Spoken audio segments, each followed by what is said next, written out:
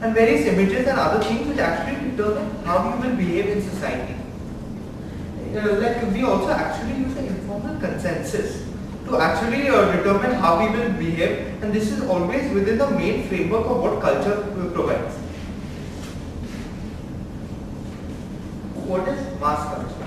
It is a set of cultural values and ideas that come because from a common exposure of a population to some of the various cultural ideas, either through mass communication or how some activities are carried out in a society. It is only possible when you have some form of mass communication where you can reach a many number of people to inform them about the same. Even a religion can be considered a form of mass communication. A mass culture is transmitted to individuals from the society. It does not depend on his interaction with the society. Now if we look at the automobile example, in the starting years when the automobile was introduced in Europe, it was a very niche product which only few of the rich people could afford. Some of the benefits offered by the car was it offered speed, autonomy, and it was able to actually represent the owner's taste to the public. So that gave him a sort type of feeling that he is above the rest. One of the very thing, like when the cars were actually used, they actually changed their attire because they wanted to show that actually how, because of the modern car, even our attire has changed. They wanted to try to show that it has impacted their lives to a great extent, the cars. And like now if we see, like cars might also involve traffic, like during that period there were many accidents. Like sometimes the car skid off, there was a fire. So that actually created a fear in the minds of people that actually car is not as safe as it is supposed to be. The same was also carried out by various media articles of that time which actually said the car is not safe. If we look at the current times, what is happening with the Tata Nano? The 1 lakh rupee car which was supposed to be meeting all the quality standards in the starting because of few engine bursts etc. Now everyone considers the car as not safe, and that is why people are not going and buying it, and they have very low sales of that car. Music. In the starting, French music wasn't considered very good because it was very slow. So not many people used to actually enjoy it. So what they started doing was, they actually started taking the American music tunes and actually dubbed it in their own language using their own poetry and various other techniques, and actually made it with a very fast tune. So because of that, people actually started enjoying it. So what had happened was, it became a mass culture because it was always promoted by various of these bars etc., nightclubs, but they were used to play this music. So now French music is considered very good, and now even the French have actually started liking to use and hear American music. I wanted to bring an example of what a symbol is. Like if you see the sticks, it is normally used by a person who is differently able or has got hurt or something. So right now it actually signifies to the other person through mass culture that actually you need to actually move slowly and you need to give respect to that person and let him go first. So after that black and white presentation, we have some colors now. So here I would like to talk about the managerial contexts that we thought were relevant. The first one would be advertising, and I'm basically talking about how elite tastes were, how the elite were the legislators of taste in the older days, but now it's shifted to popular culture. People want what everybody else has in their neighborhood, like friends who matter, not exactly what celebrities promote. Okay, so as you see, what is common in all of them is it has some celebrity or the other promoting a product that might not be relevant to their field of work. So why would company ask for endorsements from celebrity? So the main factor that they look for is the halo effect. The halo effect, as we remember from BS, if we remember anything from BS, it is that if you combine two products and you keep them very near to each other in some way and you show it repeatedly, what I think was called some rehearsal, proximity rehearsal. Yeah, if you keep doing that, advertisers hope that some of the positive attributes of the celebrities rub off on the products, and maybe in the long term, even when the product is kept alone, you still relate some of those positive attributes of that celebrity with that product.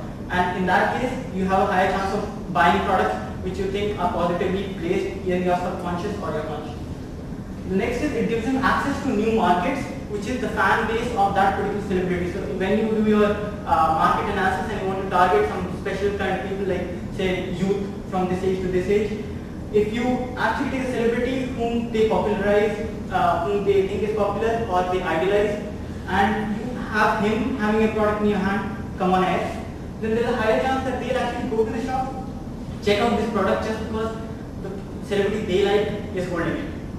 Third is credibility. So when many of the new products come, they don't have any credibility, they don't have any past performance, any history. So why would people go and buy that? Then comes the funda of credibility of that particular person who is endorsing the product. So Maria Sharapova endorsing a product, you think, okay, it might not be that bad. Actually, she is connected to the product. Her reputation is also on the line. So I don't think she'll endorse a product that might be legal or might be really bad because, well, as I said, her reputation is connected. And the last is product recall. When you connect a person with a product, every time you see that product, a person, the product is there in your mind. So if you have, like say, you see later that is Amitabh Bachchan for Cadbury, then whenever he acts, you might actually just look at Amitabh Bachchan and remember, oh yes, he acted for Cadbury, and again, when that thing happens repeatedly, you'll remember Cadbury a lot just because of things that Amitabh Bachchan is making, not the ads per se. So, but there are certain problems. So there are certain problems that can happen because this one is continuing symbolism. So advertisers try to connect people with products in hopes that the positive attributes rub off. But what happens is there are negative attributes also, which also have a place to play. For example, if you think of Eric Clapton and My Club, so what happened was My Club is related with the drinks industry, and it hired Eric Clapton, who was a very good musician, to participate in its advertisements. They show a bar, a guy playing music, able to dance with women after he drinks beer. Okay, but what happened in the end was, just as the ad hit the air, Eric Clapton told everyone that Eric Clapton had a drug problem, so he told everyone he's checking into rehab, and not because of drug problem, he said it was alcoholism. So the moment he said that, all of the goodwill from the ad went down the drain. Similar examples can be that of the Olsen twins and Got Milk. So the Olsen twins decided to come on air and said that we participated in this campaign of Got Milk, which is you should drink milk so it's healthy, because they said we are healthy and we want our followers to be healthy as well. But what happened was, as you can see, she tried to go for a size 0 figure and she was checked again into a hospital because of eating disorders, bulimia and all that. John Daly was a pro golfer, and he was supposed to be really rude but very manly in the sense that he could hit the ball really far away. So what happened was Hooters hired him to be its brand ambassadors. They told him that you wear our t-shirt and you can eat and drink for free anywhere in Hooters across the United States. The problem with giving a guy like him something free to drink is that he actually drank too much. He passed out. He woke up, he fought with the police, he refused to go to the hospital, and then the police threw him in a jail tank for like 1 day for drinking. And after that, obviously, all the promotion stuff that Hooters had done around him was finished, and they removed him immediately. Last was James Garner and Beef. So this guy is okay actor, and they took him to symbolize beef. They had a campaign called Real People Eat Real Food, and they show him holding a tomato and saying something like, who the hell eats this? Then he comes up with the beef and like, this is for real people. That was going really well until this guy was in hospital and he had to go under quadruple bypass surgery for so much meat that he had eaten. They tried to pass it off due to his cigarette smoking habits, but it didn't happen. The public after that obviously did not want to favor the beef so much. There are two more problems that I'd like to talk about. One is overexposure and overshadowing. So both of them are related to each other in some way. Overexposure refers to the fact that some celebrities, they become so popular that everybody is approaching them from all directions to get endorsements. Now, if a celebrity like Tiger Woods at the peak of his career had like 10 endorsements, the problem is that the positive attributes of that one celebrity does not rub off on the product. Because there's just so many products flying around him that you cannot relate him to one particular product and think, Tiger Woods this.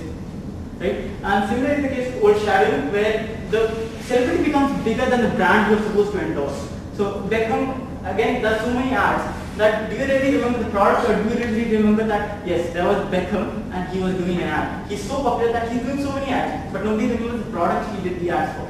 So these are some things you have to keep in mind when you are going for celebrities. A checklist of things that you should look at if you are going for celebrity advertisement is, first is the relevance to that product category. Is that celebrity really relevant? So if in case of fashion, in case of perfumes, where there is an image that you have to portray, then a celebrity might really come in handy. But for example, if you are going for, say, selling lawnmowers, you really want a celebrity going around the house in front of his lawn and saying that this is the lawnmower I use. There is no point. Credibility, again, so different celebrities are famous for different things in different areas. So if you have maybe Louis Vuitton, you can probably have Angelina Jolie coming in and showcasing, yes, I use Louis Vuitton in my daily life, I quite like it. But if you have somebody like Rajnikant coming in and saying Louis Vuitton is good, then I don't think that would make any sense. Third, obviously, is for the managing students. You can get a star, but is it really cost effective? Because all the stars that can matter, they don't come cheap, and all the ones who can come cheap, they don't really matter. So these are three things you should keep in mind. Coming to the other side of this is, what people have done is, let's remove the celebrity. We don't want celebrity, we want to showcase the normal people sitting around their house, talking in a normal fashion way with their family, their friends. We want the user to connect with the person inside in the advertisement. We don't want people saying that I just got off from a limo like Shah Rukh Khan and like I use Lux. Okay, we want to see our friends there, and when they say that yes, we use Lux and the normal people, that is what we want to connect with. Balance, for example, in the case of Cadbury, like I said, Amitabh Bachchan, it has done a very good job of balancing both sides. So we have Amitabh Bachchan in these ads, which meets over there. And then we have the Shubh Arambh campaign of Cadbury, where they showcase, again, normal people in very silly or very cute situations, which probably relate to the people more. Now, there was this study in Britain, some British school, and would they rather be influenced by the peers or maybe celebrities? And like almost 80% said peers. And this point, the famous lines that I would rather resemble the Joneses than the Beckhams of the world. The second context is marketing, and I talked about push and pull. This picture should tell you everything you need to know about push and pull marketing. What basically push marketing started off with was, we'll talk to some experts, we'll find out what they say that the people need, we'll make those products, then we'll push it on to the people in the sense, we'll repeatedly show our products, tell them they need it, yes, buy it, buy it, buy it, buy it. Right? And it was again very repetitive and very forceful in the nature. Now what's happened is, now it's gone to pull marketing. So earlier they used to talk about the elitists, like those legislators of taste, who used to come and tell the people that this is good, that's why you should buy it. Now for pull marketing, people are actually talking to the consumers who would normally cater to their services. For example, they're doing market surveys, they're finding out what people need. They ask, like, what is that you need, in what way, how can we deliver it, how can we make it better, and it is then that they make the product and not the other way around, which makes more sense. Usually a company has to do both in order to get the product sold. So you have to ask the people what they need, but after you make the product, again you have to market it repeatedly in their face. So even people who did not think they need your product might also end up buying the product. Now, Vasant will take over and finish the presentation. Yeah. So the topic essentially talks about a difference between elite culture and public culture. So now we want to look at some examples where we feel this is failed. So we talk about Salvador tailors and why their business essentially failed because they failed to understand that culture had shifted from elite culture to public culture. So Salvador tailors calls themselves the golden mite of tailoring, the best tailors in the world according to them. So they have been tailors for royalty, for nobility. They famously claim that Lord Nelson wore a Salvador, wore military uniform stitched by Salvador when he won the Battle of Trafalgar. So obviously when they started 250 years ago, the very fact that a suit was made by royalty was enough to make it in good taste, because royalty, nobility were in essence decided what good taste was, what fashion was, and what basically everything of high culture was. So they decided that they will not advertise. Savile will never advertise. They will make sure that customers know about their products through word of mouth to other customers, and therefore we keep our customers base very small. So even if you look at their suits, the branding of the tailors will be on the inside of the pocket. So there is no way you can know who has stitched that suit unless the owner actually wants to show it to you. Also, in terms of styling, they have been conservative, classic, very old school compared to modern Italian. See, their rivals are basically Italian suit makers, like Armani and Zegna. So while in a sense Armani and Zegna have managed to stay with the times, they come up with new collections every spring, every autumn. The tailors of Savile decided that luxury is timeless, that it is classic, and the classic fashion of 250 years ago will continue to be relevant today. So therefore they said we will never advertise or put out gaudy new designs every spring. So I believe this reflects an inherent failure to listen to the public and customers. If you look at the luxury suit business today, majority of the growth comes not from traditional places like European nobility, but from places like India and China. So Zegna realized that. Zegna started a shop in Mumbai something like a year ago to cater to the new nouveau riche. So the nouveau riche of today want marketing. They might not be aware of Savile. So they need somebody like an Armani of today to tell them that, this is a very high quality suit, justifies you paying say 5 lakh rupees for a suit. So if you listen, while Savile may have been popular 20 years ago, over the past 2 decades their Italian rivals have grown and 2 years ago increased Savile in terms of sales. So Savile on the other hand has been going out of business because of rising land costs, rising rent costs. Many of tailors who have been basically a London institution for over 250 years have been forced to close doors simply because they could not understand that customer preferences have changed and what they should do about it. So they did not realize that culture had shifted from an elite culture to a public culture, which was the reason for their demise. To their credit, however, they have rectified some of those wrongs. This year, the tailors of Savile came together to launch the spring collection of 2013. They also do, for their standards, a big leap in advertising. They hold these events which are sponsored by Savile tailors. So for them it's a big leap and they hopefully will understand the future. So our basic recommendation is their failure was because they didn't understand that the customer preference was changing. And a better understanding of how symbolism worked in that culture would have served them in much better light.